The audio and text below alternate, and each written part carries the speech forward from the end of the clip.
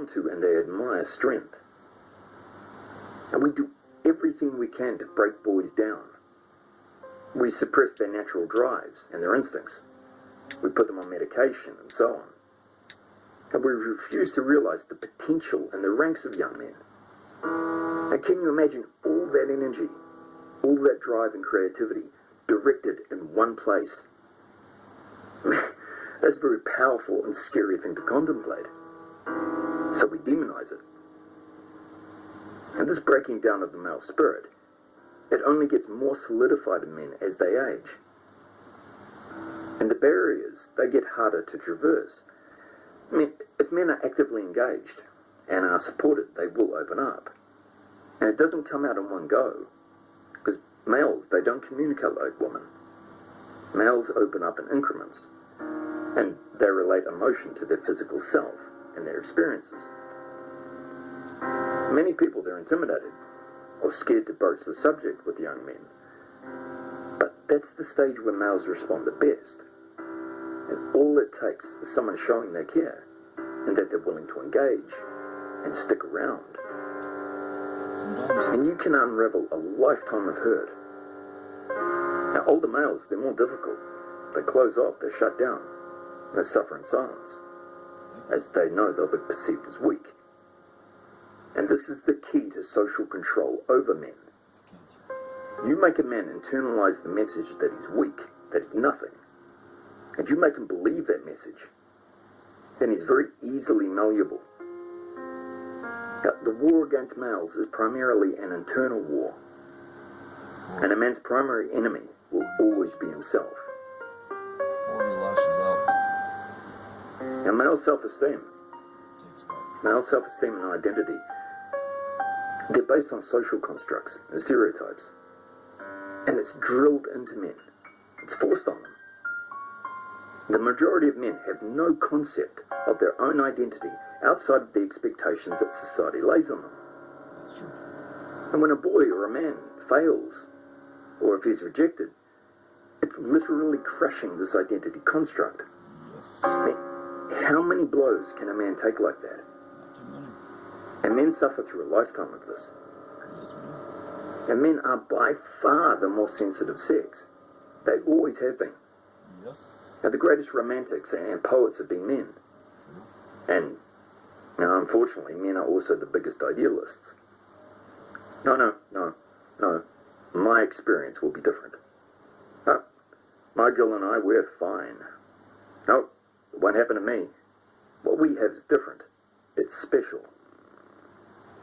Right. I mean, it's men spending a lifetime of seeing the world through rose-tinted glasses, while everything is rotting and crumbling around them. Soon to be walking statistics. Rose-tinted glasses. A woman attempts suicide more than men because they can. Because they want fucking attention, too. And the tribe will respond with empathy and support. They do it for attention. And this won't be viewed as weakness on a woman's part. People will want to understand why she did it. They'll console her. They'll tell her it'll all be okay. She wants attention. Men who attempt suicide, they'll be stigmatized. And they will be given a very wide berth, which only worsens the original situation and increases his isolation. And the shame of failing at suicide would be a fate worse than death in the minds of most men. That's why I put the gun. Yet men under these pressures, they retreat. I put the gun in my mouth. They wrestle with shame, with guilt. I'll show you. They're confused. And every message, every instinct is telling them that they're to blame, that no one cares, You hear that? and that the world will be a better place without them. You think you got it bad, huh?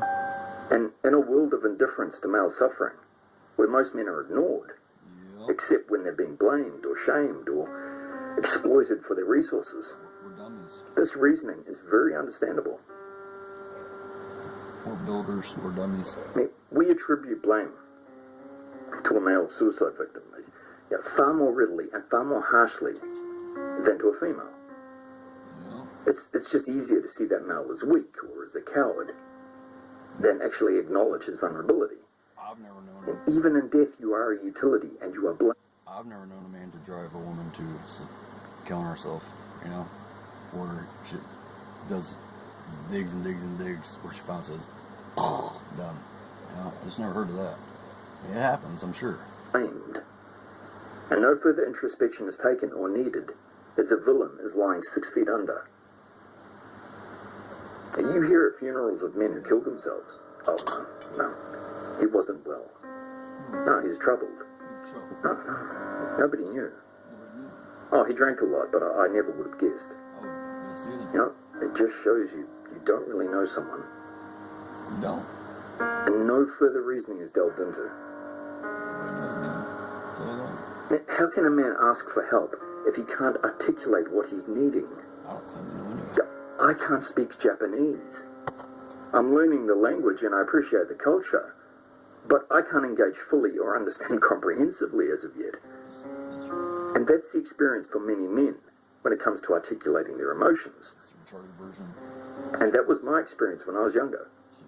And it's taken years of interacting with other men and women and in many environments to finally become conversant in my emotions and to be able to express and identify them. And there's much power in language. I mean, I wanted to speak the language so I couldn't be manipulated.